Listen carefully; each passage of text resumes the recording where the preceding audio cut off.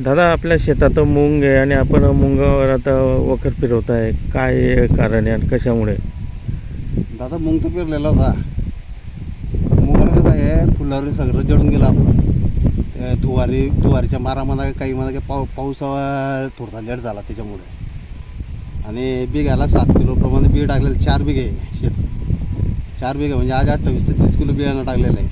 2 कोडपणी गेलेले आहे, निंदले गेलेलं आहे. म्हणजे आज कमी कमी 15,000 ते 20,000 रुपये खर्च झालेला आहे. सगळं 0 बजेट. मग आता ठेवून देतो. म्हणजे त्याला फुल्लर आणि म्हणजे शेंगाही लागल्याने शेंगाच लागल्या ना. शेंगाच लागल्याने म्हणजे एवढा जो खर्च आहे तो वाया गेला. खर्च वाया गेला. खर्च हमाली तर सगळं संपूर्ण. जर व्यवस्थित राहिलं असता तर किती उत्पन्न आलं असतं? व्यवस्थित राहिला असतं तर कमीत कमी 50-60-70 हजारचा आलं असतं. 70-1,000 रुपये उत्पन्न आलं असतं. उत्पन्न आलं असतं. आता हा खर्च बी गेला, अंगावर पडलं. पूर्ण गेला.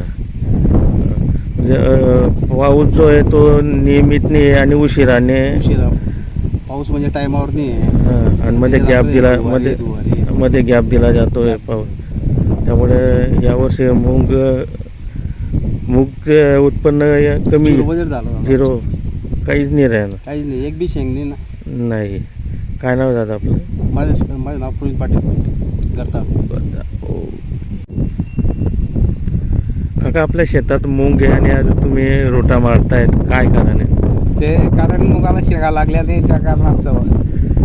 आणि पुढच्या जे पीक येणार आहे ते रोटा मारून याच्यात काही ना काही उपयोग होईल बुवा यासाठी.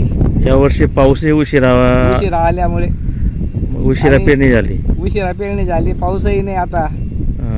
या निमित्ताने रोटा मारून याच्या पुढच्या पिकाची चांगली वाढ होईल. म्हणजे ते आता शेंगानी आणि दाणे भरले गेलेले, म्हणजे शेत अटकवण्यापेक्षा रोटा मारला. मारलेलं चांगलं.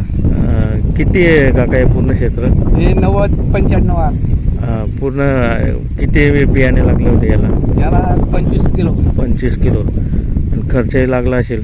खर्च सरासरी 15,000 रुपयाच्या आसपास लागलेला आहे. हो. आता पूर्ण मेहनत वाया जाईल. वाया गेली. जर शेंगा आणि दाणे भरले गेले असते तो किती उत्पन्न आलं असतं? 9-10 क्विंटलपर्यंत. 9-10 क्विंटल. म्हणजे जो लागलेला खर्च आहे तोही निघाला असता आणि वरती थोडा काहीतरी राहिलं असतं. मग आता काहीच नाही. आता काहीच नाही. काका, आता पेरणीपासून म्हणजे पेरणीपासून तर पूर्ण एवढं निघाला राखली जाते आणि त्यावेळेस एवढं मोठं म्हणजे पीक वाढवल्यानंतर रोटा मारला जात आहे. शेतकऱ्याला किती वेदना होत असेल? फार कष्ट करावे लागतात, तर त्याला आता विलाज नाही ना. सगळ्या गोष्टीच्या महागाई वाढलेली, खतांची महागाई आणि मजुरीचे सर्व. आणि शेतकऱ्यांच्या मालाला भाव नसतो. भाव तर आताही नाही. आताही नाही. काय नाव आहे काका आपलं? सुरेश बापूराव पाटील वेले.